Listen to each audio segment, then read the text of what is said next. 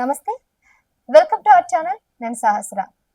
దేశవ్యాప్తంగా సంచలనం సృష్టించినటువంటి ప్రణయ్ అమృత కేసు దాదాపు 7 సంవత్సరాల తర్వాత నల్గొండ అదనపు కోర్టు జడ్జి తీర్పునివ్వడం జరిగింది. సుభాష్ శర్మ అనే వ్యక్తికి మరణశిక్ష, మిగిలిన 6 మందికి యావజ్జీవ కారాగార శిక్ష అయితే పడింది. ఏవన్గా ఉన్నటువంటి మారుతిరావు అంటే అమృత తండ్రి అయితే అప్పటికే మరణించారు, ఆత్మహత్య చేసుకున్నారు. ఇక మిగిలిన వాళ్ళందరికీ ఈ శిక్ష పడ్డం మీద దేశవ్యాప్తంగా కూడా హర్షం వ్యక్తం చేస్తున్నారు. ఇంకా దీని గురించి పూర్తిగా మాట్లాడదాం. ప్రస్తుతం మనతో పాటు ఉన్నారు సోషల్ యాక్టివిటీస్ అలాగే సీనియర్ పొలిటికల్ అనలిస్ట్, ముఖ్యంగా సినిమా ప్రొడ్యూసర్ చిట్టిబాబు గారు. ఆయన అడిగి ఈ విషయాలు మాట్లాడదాం. నమస్కారం సార్.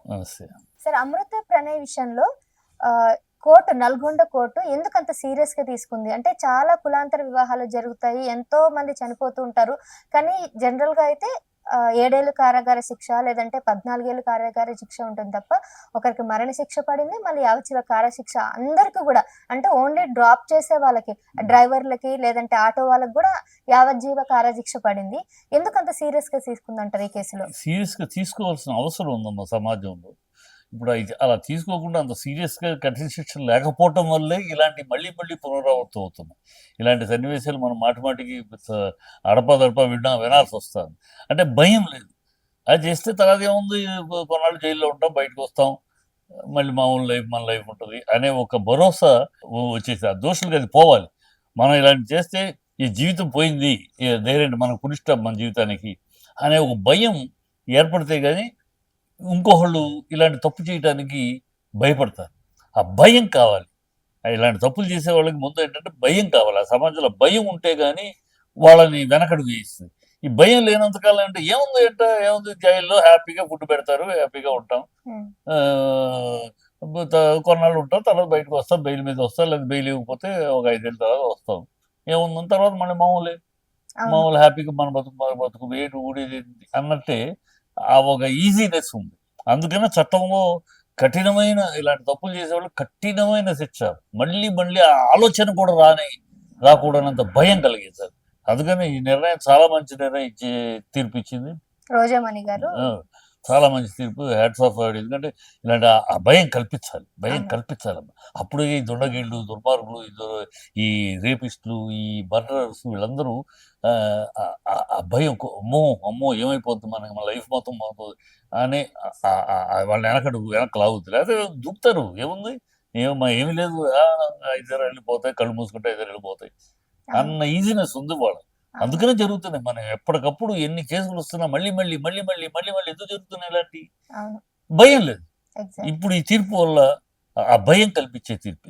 అవును, మీరు అన్నట్టు ఇప్పుడు హైడ్రా కమిషనర్ రంగనాథ్, అప్పుడు నల్గొండ ఎస్పీగా ఉండే రంగనాథ్ ఈ కేసుని నిజంగా సీరియస్ గా తీసుకున్నారు. అలాగే రోజామణి గారు, మనం అన్నట్టు ఆ జడ్జి రోజామణి గారు కూడా దీన్ని సీరియస్ గా, అంటే ఎస్సీ ఎస్టీ ఆల్టర్ కేసు కూడా దీని మీద పర్యవేక్షణలో ఉండి వాళ్ళ మీద ర్యాలీలు జరగడం వల్ల ఇలాంటి కేసు అనేది. కాకపోతే ఎందుకు 7 ఏళ్ళు పట్టిందంటారు? మరి మన చట్టంలో ఉన్న విధానం, మన చట్టంలో ఉన్నది. ఎందుకంటే అప్పీల్ వేసుకోవచ్చు, మళ్ళీ దాని మీద ఇంకోటి ఇట్లా కింద కోర్టు, పై కోర్టు, ఈ మన చట్టంలో ఉన్న, మన విధానంలో ఉన్న అందువల్లే ఒక్కొక్కడికి తప్పు చేసిన వాడికి తక్షణం పనిష్మెంట్ కన్నా కూడా వాడికి చట్టంలో ఉన్న లూప్ హోల్స్ వాడుకుని దానికి సమర్థించే లాయర్లు, మళ్ళీ ఇలాంటి దోషులకు అసలు ఇలాంటి వాళ్ళకి తరపున వాదించే లాయర్లు కూడా ఆలోచించుకోవాలి. ఇలాంటి వాళ్ళకి మనం వాదించటమా, మన వృత్తికి డబ్బులు వస్తే కనుక వాడు ఇస్తాడు, ఎవడు ఇచ్చిన ఫీజు ఎవడిస్తే వాడికి చేయటమేనా, వృత్తి ధర్మమేనా ఇది? ఇలాంటి దుర్మార్గులు కూడా మనం కోర్టులో వెళ్ళి వాదించటమా అనేది లాయర్లు కూడా ఆలోచించుకోలేదు. ఇలాంటి వాళ్ళ తరపున వాదించే లాయర్లు, ఎందుకంటే వాళ్ళ తరపున చట్టాల్లో లూప్ హోల్స్ ఉంటాయి.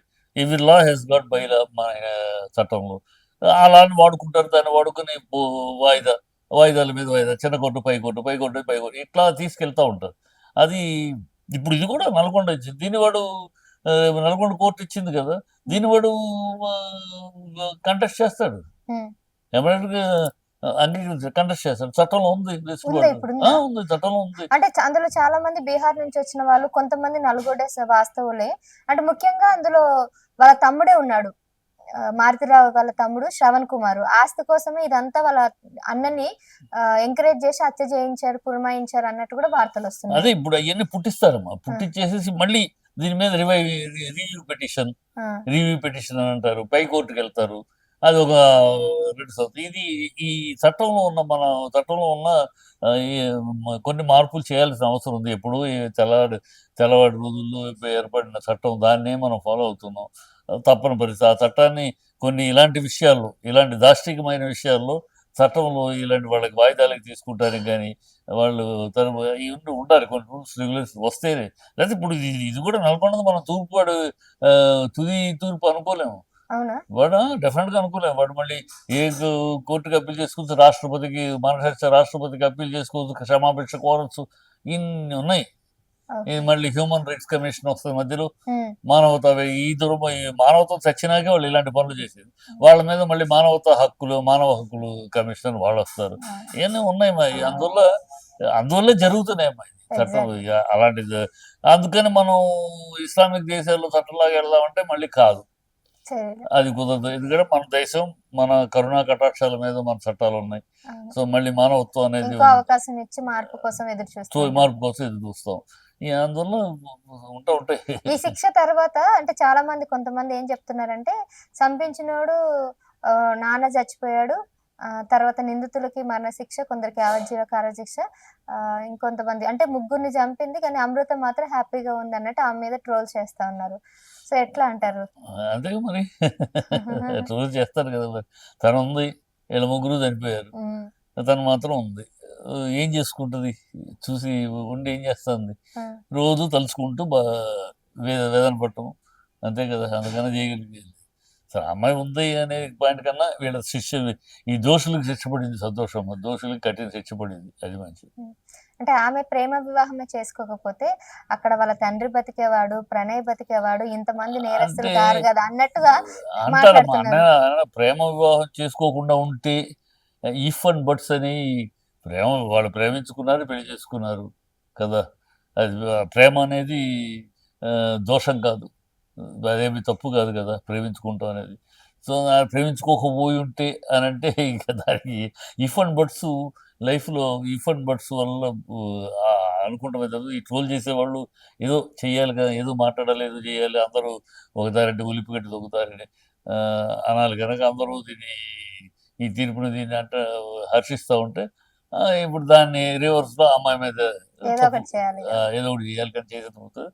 అమ్మాయి ఏం చేస్తే ప్రేమించింది, అది తప్ప. అమ్మాయి దోషి కాదు కదా, ప్రేమించడం దోషమా కాదు కదా. Thank you sir. సో చూసారు కదండి, అంటే ప్రేమ వివాహం అనేది తప్పు కాదు, ఇక అది జరగాల్సిందే జరిగింది. కాకపోతే అప్పట్లో కౌన్సిలింగ్ కూడా ఇవ్వడం జరిగింది మారుతిరావుకి. సో ప్రేమించి వివాహం చేసుకున్నందుకు ఎప్పుడైతే బెదిరింపు కాల్స్ అవన్నీ వస్తున్నాయో, అమృత ప్రణయ్ పోలీస్ స్టేషన్కి వెళ్ళి వాళ్ళ మీద ఫిర్యాదు చేస్తే మారుతిరావుని పిలిపించి కౌన్సిలింగ్ ఇచ్చారు. అంతా సర్దుమనుకున్న టైంలో ఎప్పుడైతే వీళ్ళ ప్రేమ వివాహానికి సంబంధించిన ఒక వీడియో టెలికాస్ట్ అయింది, అది వైరల్ అవడంతో అది చూసిన మారుతిరావు జీర్ణించుకోలేక ఇక రగిలిపోయి ఎలా అయినా ప్రణయ్ని చంపాలని ఇలాంటి ఘాతుకానికి అయితే పాల్పడ్డాడు. అప్పటి నుంచి ఇలాంటి ఇన్ని సంఘటనలు ఒక్క చిన్న కోపంలో తీసుకున్నటువంటి ఆలోచన వల్ల ఎంతో మంది జీవితాలు నాశనం అయ్యాయి, 2 కుటుంబాలు నాశనం అయ్యాయి. 2 కుటుంబాలు అని చెప్పాలి, దాదాపు 10 కుటుంబాల వరకు నాశనం అయ్యని చెప్పాలి.